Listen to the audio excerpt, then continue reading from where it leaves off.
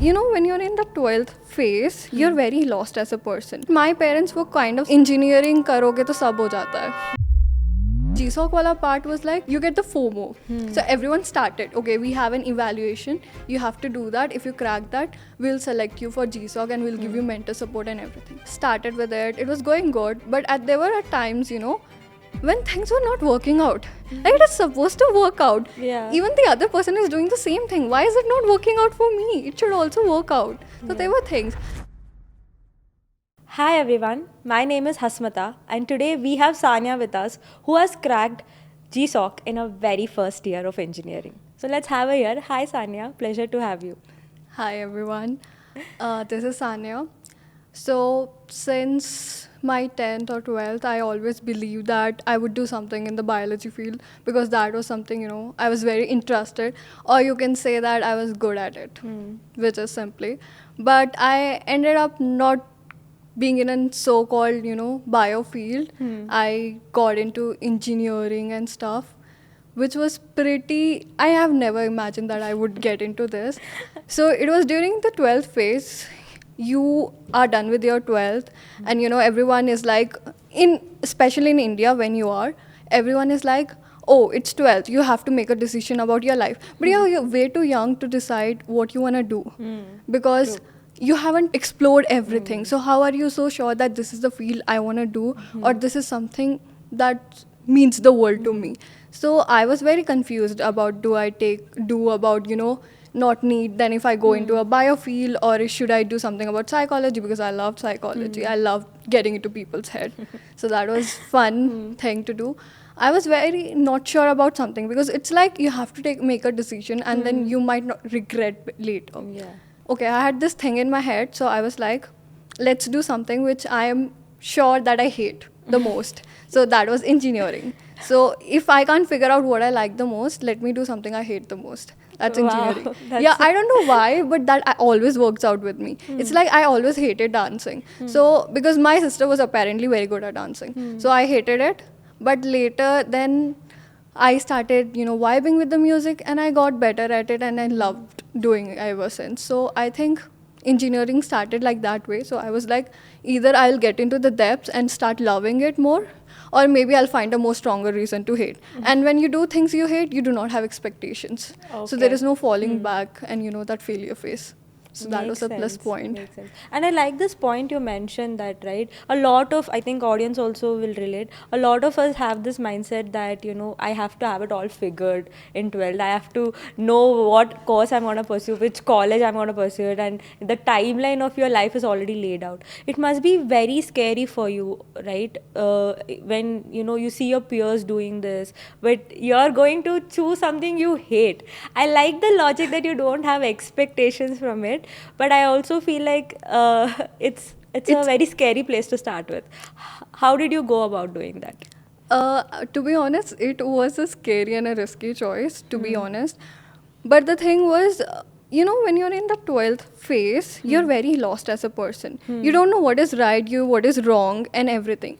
But my parents were kind of supportive about it. And they say, right, engineering karoge to sab ho jata hai. You know, engineering is the part to everything. And I was like, okay, let's get into engineering and then we can get into anything which we want. So my parents were kind of supported that if I do this, if I want to get into the depths of this, or would I, like, you know, lean back and shift thoda direction. So they were open for that. Okay. So that was the part. Because when I started, I was into thoda bahut about designing and stuff. So I was like, maybe I would do a little into UI, UX and stuff. And they were like, okay, whatever you feel comfortable with, that's all right. But then there's also a part about you doing neat and, you know, your father having a little bit of expectation. So bridge this gap. I want to understand how this supportiveness was there. Was there also expectation? Because support doesn't mean there is no expectation, and a lot of us struggle with, you know, societal expectations.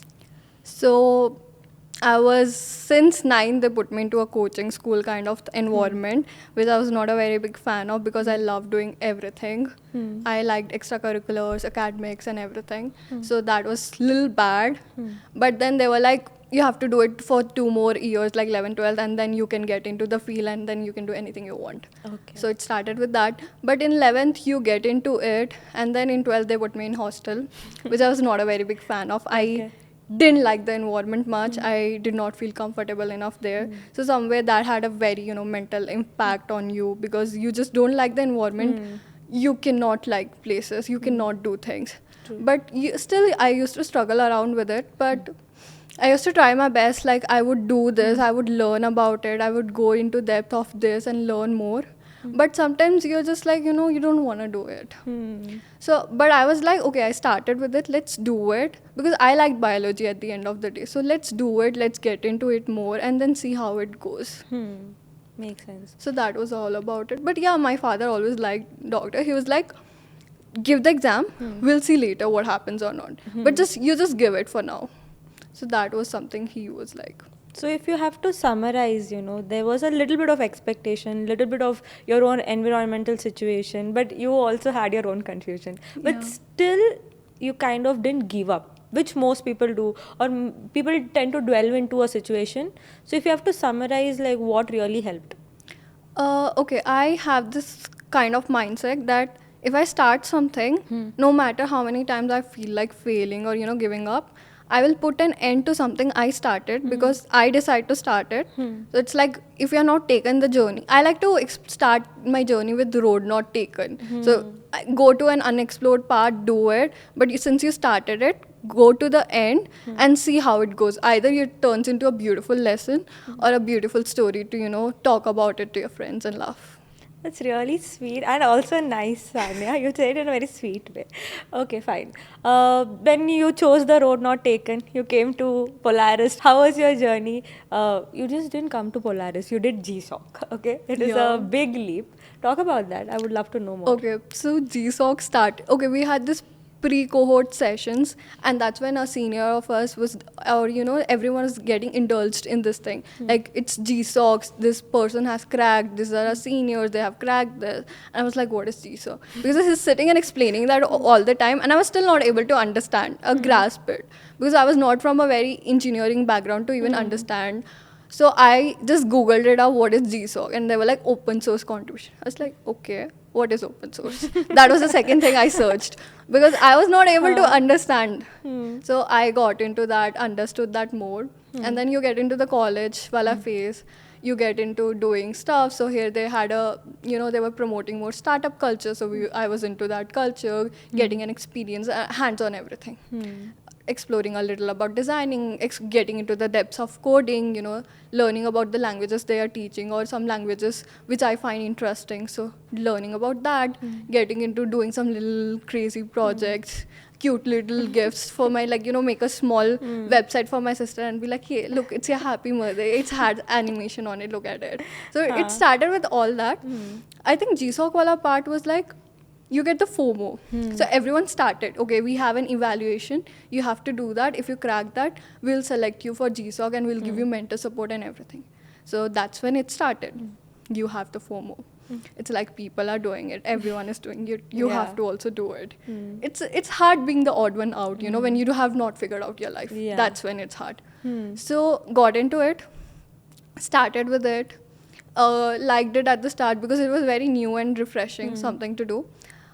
Started with it. It was going good, but there were at times, when things were not working out. Like, it is supposed to work out. Yeah. Even the other person is doing the same thing. Why is it not working out for me? It should also work out. So there were things. Like, I started with my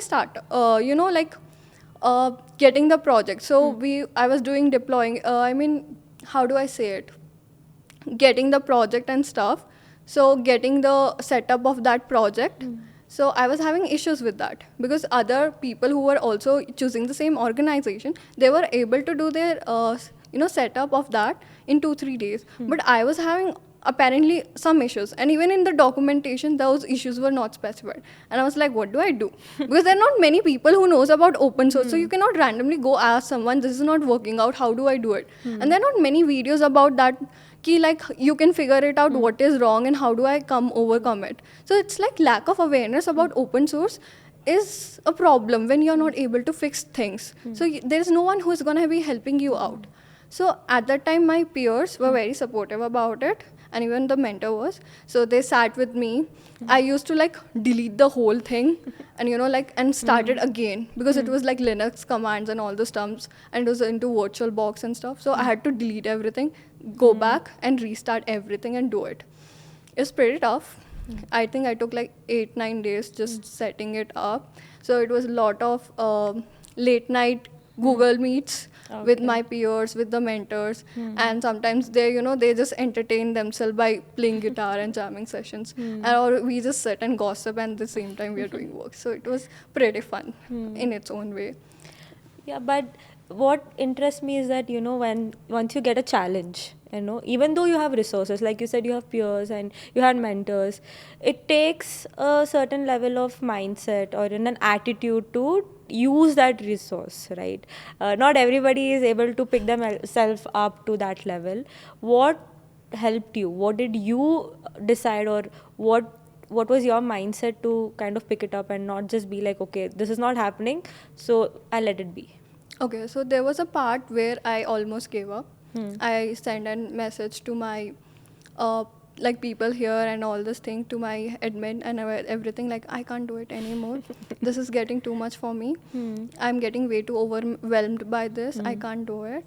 And they were like, if that's what you want, some were like, if that's what you want, it's okay. And some were like, my admin of the organization, he was quite supportive, like, no, it's okay, you started something, take it slow, but do it, continue it.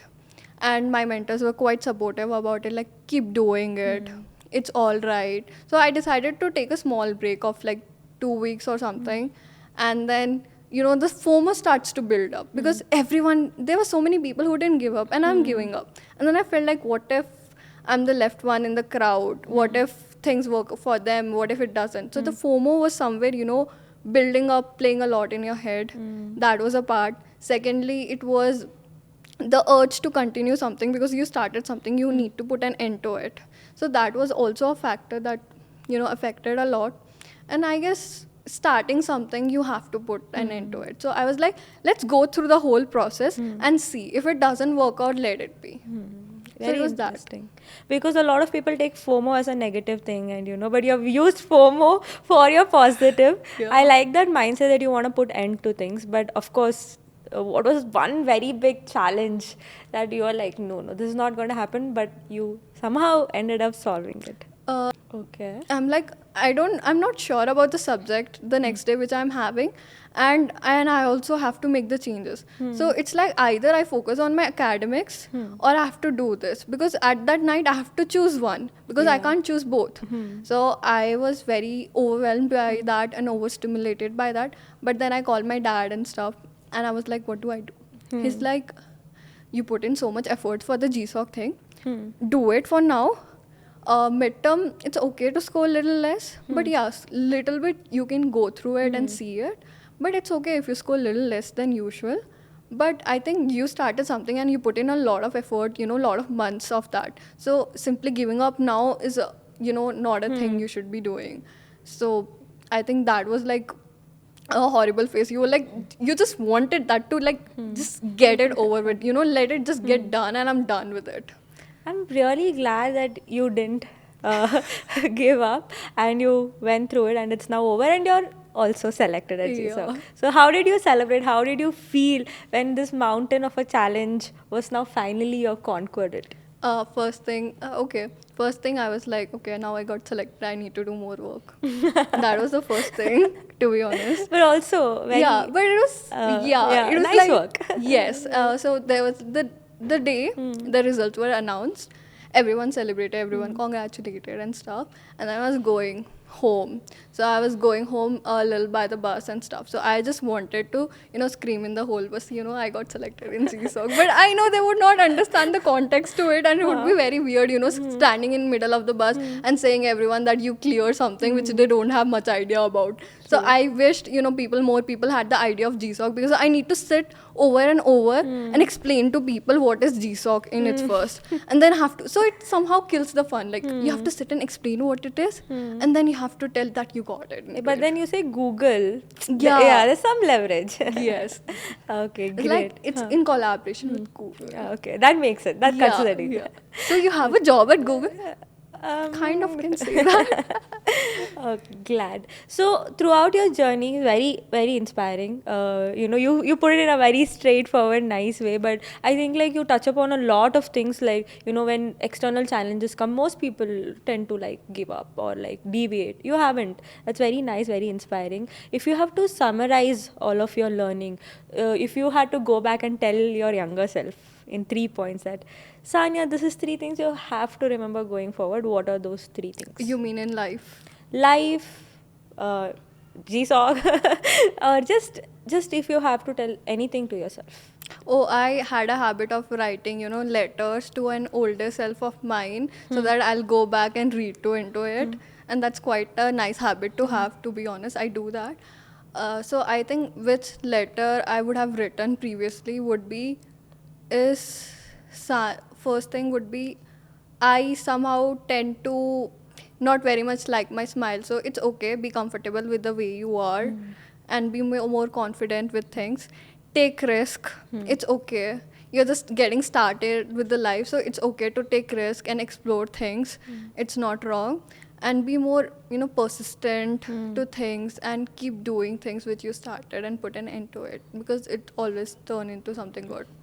That's great. I think you have a very nice balance of not taking things seriously, but being serious enough to see the end of it. So that's a really nice balance, I Yeah, believe. I like to have that chill person attitude. I don't like to be like that serious person who's getting into everything. I think that's very important in a situation where we get overwhelmed by everything nowadays, because opportunity also means a lot of opportunities and a lot of choice. It's very easy to get overwhelmed, and if you just put yourself in a box, I think that becomes very hard for you to. And I also think that reflects from your story, right? Yeah, the thing is, if I didn't make up into GSOC, I would still have good stories to tell people or my friends. I did this, then this was the problems I faced, then this happened. So I think those would be interesting elements for my friends to know too. So I like to create those things and go with it. Great, Sanya. So let's do some fun bit also. I have a couple of questions here for you.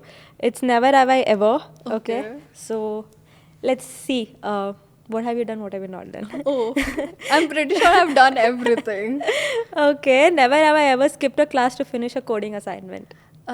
Yes, and I've also used sometimes, that I have a coding assignment to skip classes. So both ways. Okay. Never have I ever copied code without understanding it. I like go through the little bit of the code and understand a bit, and then I have copied code. Who has? Who hasn't? Never have I ever used ChatGPT to debug a code. ChatGPT is quite good at It's debugging. good? Okay. Yeah. Point tips, guys. Okay. Never have I ever told my parents coding is chill while it's burning you on the inside. I like to go in the sarcastic tone and be like, yeah, I'm just chilling at 2 a.m., figuring out a bug from 2 hours. It's not a big deal. I like that. I like that. Never have I ever considered quitting during a breakdown. I think I told you. Yeah, I yeah. send a message. That was the story, guys. Never have I ever flexed my. I think we also have talked about this to your friends. Okay. Never have I ever sat through an entire class without understanding a single word. What? Never have I ever sat through an entire class without understanding a single word. Sometimes I'm just daydreaming. I guess the days which I'm way too tired, so I'm just daydreaming. So I guess I've sat and Done that. So everything is possible. yeah. Okay. Okay, that's about it. That's all the questions I had. But Sanya, it was a really nice story you have there. It was really sweetly put through by you, and very inspiring also. Thank you so much for sharing this with us, and lovely talking to you. Thank you.